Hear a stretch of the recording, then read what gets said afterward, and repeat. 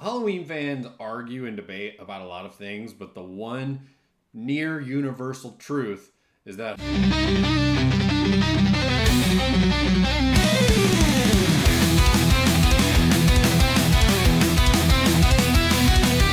What's up, boils and ghouls? We are deep in the heart of Halloween season. So, what better time than now to rank the entire Halloween franchise? I know what you're thinking. You're thinking, Wolfman, there's dozens, hundreds, thousands of Halloween franchise rankings out there. Why should I pay attention to yours? Well, mine's the only one that is 100% objectively correct. All those other ones out there, their hearts are in the right place. Sometimes they get a sequel wrong here or there. Some are just completely unhinged and deranged from maniacs, and mine is the only one that is completely objectively correct. So, without further ado, here is the fact-based ranking of the entire Halloween franchise. 13, Halloween Resurrection. Halloween fans argue and debate about a lot of things, but the one near universal truth is that Halloween Resurrection sucks. Jamie Lee Curtis was killed off in the first 10 minutes of the movie, which could have been cool if the filmmakers had any idea of where they could actually take this movie without Laurie Strode involved. But instead, they just introduced Busta Rhymes and his Dangertainment filming a reality game show in the home of Michael Myers. There's a bunch of hidden cameras, there's Palm Pilots, there's Busta Rhymes roundhouse kicking Michael Myers. It's just completely misguided from all perspectives imaginable. So pretty much every single Halloween fan knows Halloween Resurrection sucks. 12, Halloween 5, The Revenge of Michael Myers.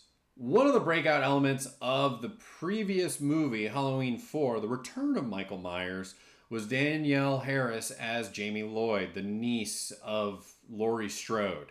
So the fact that Halloween 5 takes the thing that was the most popular element of the previous movie and has her not talk for the first hour of the movie was a very bold choice that didn't really make any sense. That was just one of many bold choices that didn't make sense. They had Michael Myers fall into a river and get saved by a hermit and just live in a hermit's cave for a year. It introduces the Man in Black, which is like the very beginning of the Thorn cult, but they never actually explain the Man in Black. They never go into details about what the hell he is, why the hell he's there. They wait for the next movie to touch upon that at all. So it's just this weird cliffhanger that never really goes anywhere. Jamie Lloyd doesn't talk. It feels like Halloween 4.5 more than it feels like 5. So it's just really forgettable, and there's no reason why it should be getting any real sort of acclaim. Sorry. 11, Halloween 2007.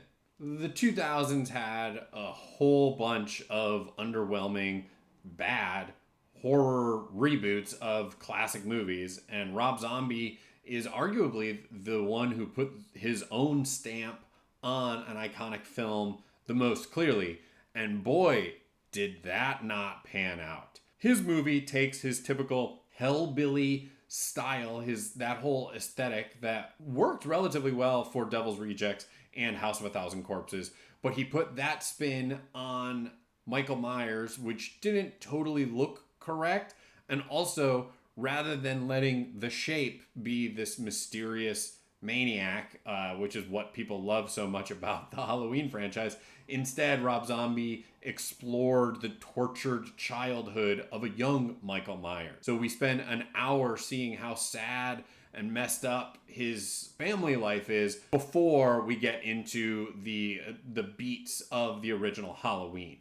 It just feels completely misguided, leans totally into the wrong things about what people like about the original Halloween and Michael Myers. There's good performances, Scout Taylor Compton, Danielle Harris returning to the Halloween franchise, Malcolm McDowell as Dr. Loomis. There's things about it that work, but ultimately it just feels like a complete failure because who needs to see Michael Myers as a sad little boy? Not me. 10. Halloween, age 20, 20 years later. After Scream and I Know What You Did Last Summer were such hits and proved that teens were interested in slashers, there was the thought of, okay, let's bring back the seminal slasher with a new Halloween. We'll get Jamie Lee Curtis back. We'll get John Carpenter and Deborah Hill to come back, and it'll be the reunion that people have been waiting 20 years for. However, when John Carpenter and Deborah Hill were not quite as involved as many people thought, Jamie Lee Curtis was stuck starring in this movie that felt like every single other teen-oriented slasher of the late 90s. There's some promising elements. The fact that Laurie Strode is back for the first time since Halloween 2. There's the fact that it retcons some of the worst parts of the 3 previous movies. The young teens in the movie, Josh Hartnett, Michelle Williams, they're all good actors. There's elements about this movie that work, but ultimately it's just so forgettable. The mask is 2 different masks in wide shots versus medium and close-up shots. So that is just so bizarre to watch unfold. It does get points also for trying to kill off Michael Myers definitively by beheading him, only for Halloween Resurrection to completely undo that. The alcoholism that Laurie Strode is suffering through, that's an interesting way of dealing with her trauma from the events of the first 2 movies, but still everything just feels so thrown together and so generic. It has nothing to do with a Halloween movie that it ultimately stinks. 9. Halloween 4, The Return of Michael Myers. As previously mentioned, Danielle Harris's Jamie Lloyd makes for a new and unique and interesting protagonist for this franchise. She's young, she's vulnerable. We don't know why Michael is targeting her. We find out that she's the niece of Laurie Strode. All that stuff relatively works well.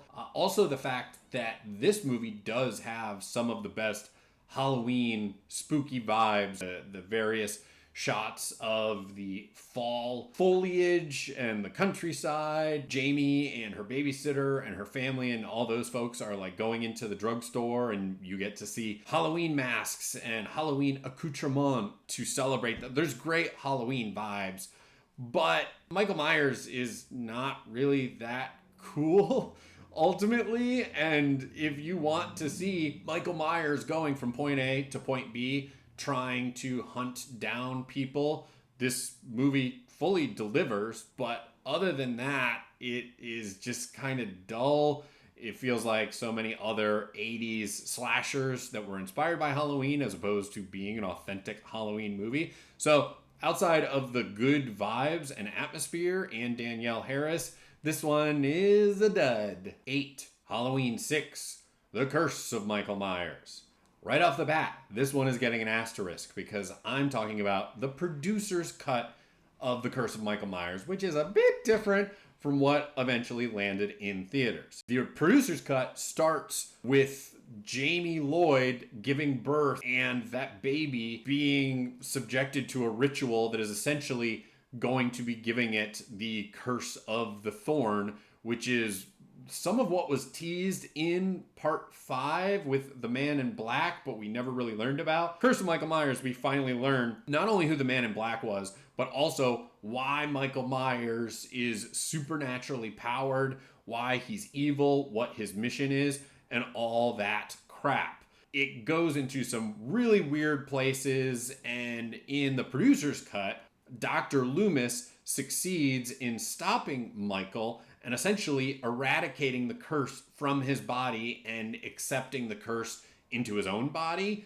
and setting the stage for some really cool stuff to happen in the future. But instead, when the test audiences didn't like how weird it got, they completely cut out all of the most interesting stuff about the Curse of Michael Myers and then just turned it into a very generic Halloween movie. It's Donald Pleasence's final performance as Dr. Loomis. He's as fantastic as ever. He died between principal photography, wrapping, and the reshoots for the theatrical cut. So rather than getting a triumphant send-off, he instead is killed off screen, and they have to repurpose dialogue of him shouting and screaming to imply that Michael Myers finally killed off Dr. Loomis. Paul Rudd, this is his cinematic debut because it was filmed before Clueless, even though Clueless came out first. Unsurprisingly, he's very good as Tommy Doyle in the movie. Halloween 6, The Curse of Michael Myers, not all that great in the grand scheme of things, but if you can find it, it's out on home video. Make sure to watch the producer's cut. It is way better than the theatrical cut. 7, Halloween Ends. Now, this whole movie was billed as the final confrontation between Laurie Strode and Michael Myers. So, to spend the first half of the movie showing how Corey Cunningham is bullied and how being bullied makes him homicidal, and he stumbles across Michael Myers and steals his mask and only gets stronger and more powerful, and he has a wound on his hand that heals because of being the target of hatred. It's all kind of wackadoo. It does feel spiritually like it has things in common with the Curse of Michael Myers. So it's not like an abysmal experience. The opening scene, the first 5 to 10 minutes of this movie, are one of the most disturbing, depressing openings for any horror movie. I'll give it that.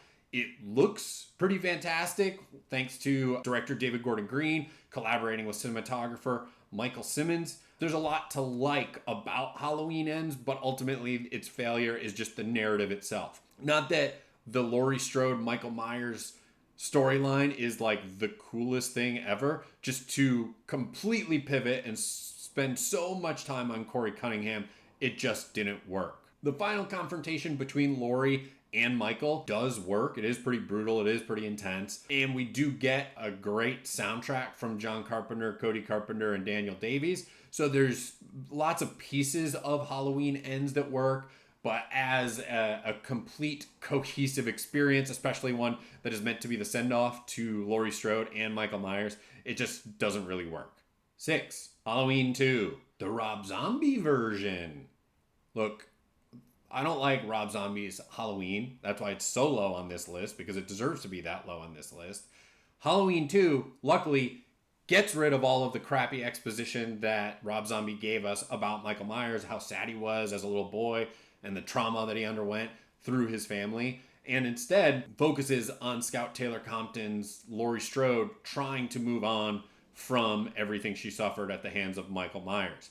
The first 20 to 30 minutes is just a prolonged, brutal chase scene of Michael stalking Laurie through the hospital, and then we see that Laurie wakes up and it's just a dream and it's not real.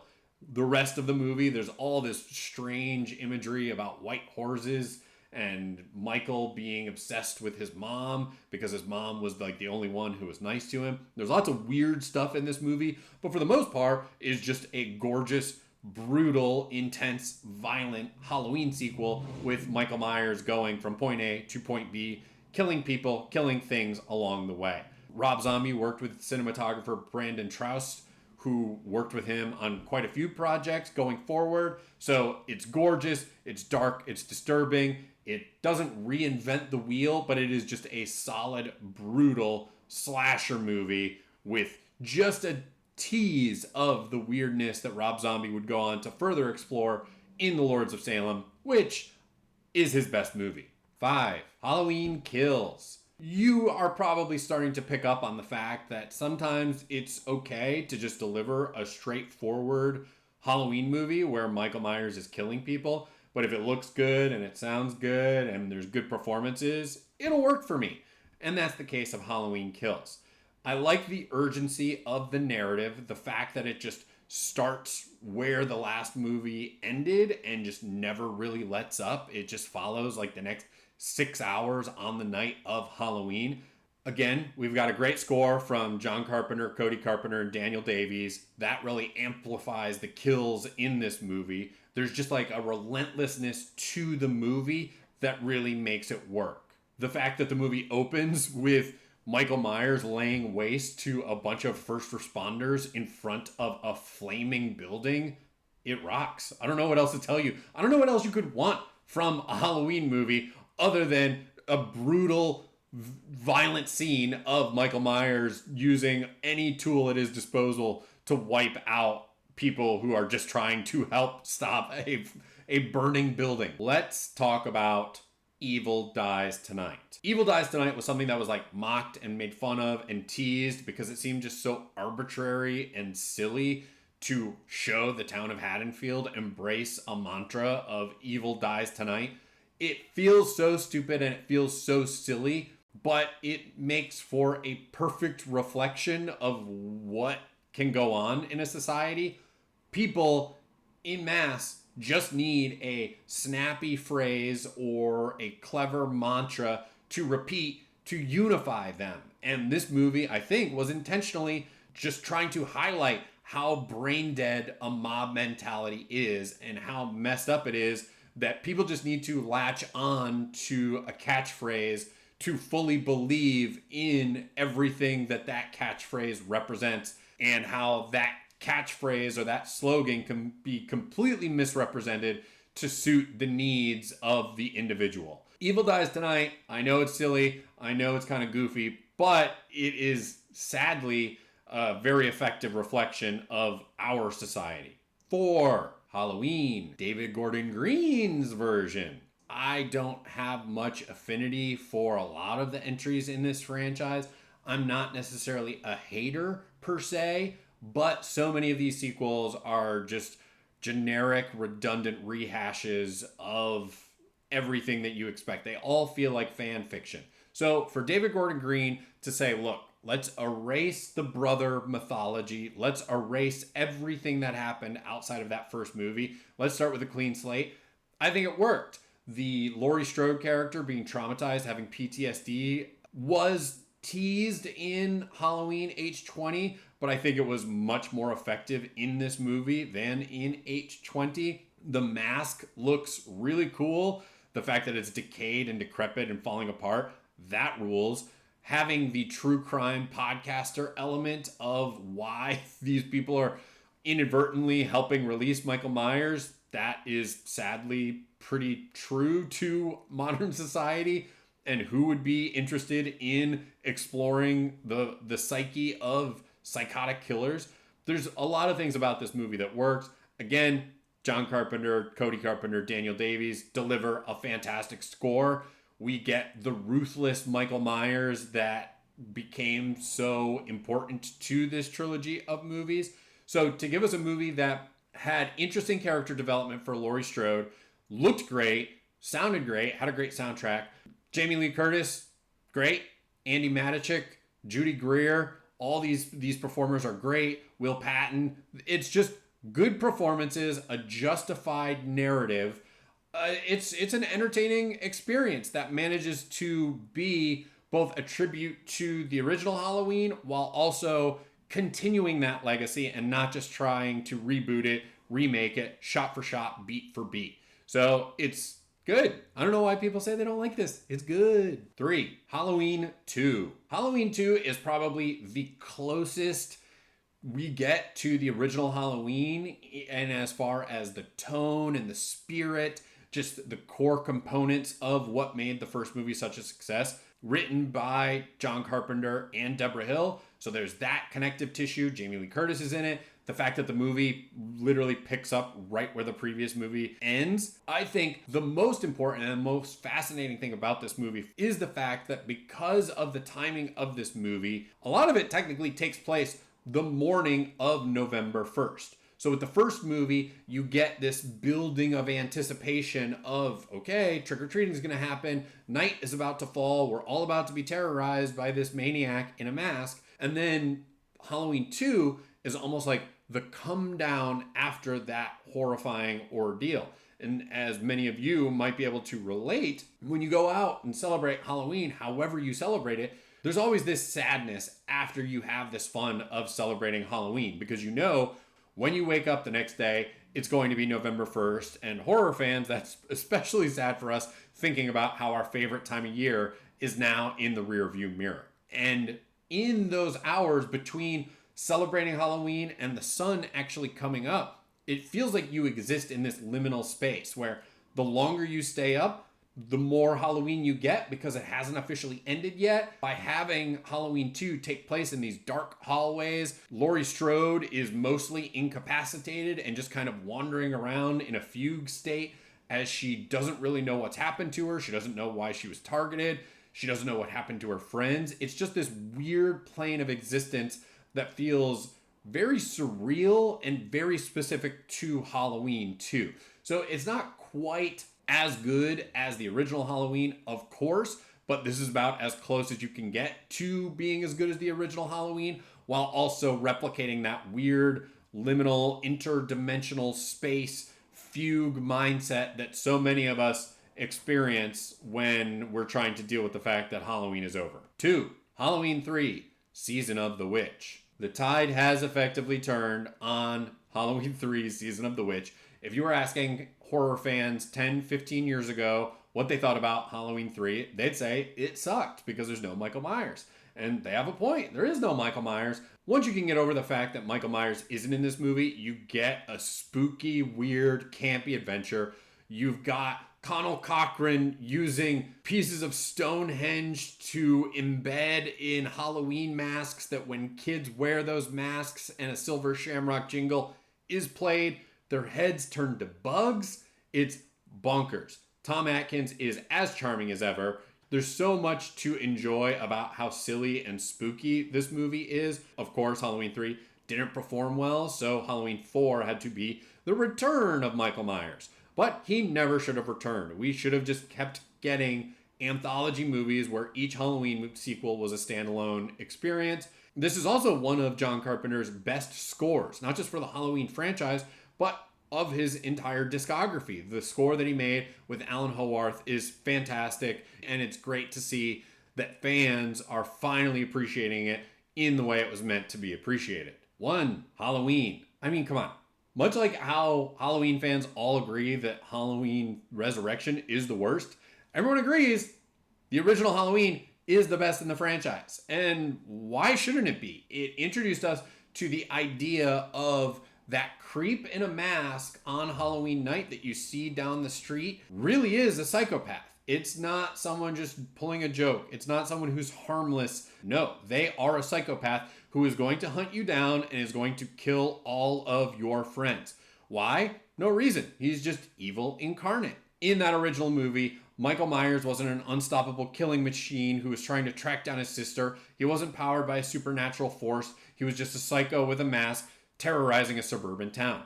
Jamie Lee Curtis, PJ Soles, Nancy Loomis are all incredible as the teenage leads of the movie. Donald Pleasance as Dr. Loomis is fantastic, the only one who knows how evil Michael really is. And making the story, making the performances all that much better is John Carpenter's score and Dean Cundy's cinematography. There's a reason why the original Halloween is a masterpiece. It is the best in the franchise. It is one of the best movies of all time. It's hard to undersell how good that original Halloween is. So, of course, it's going to be number 1.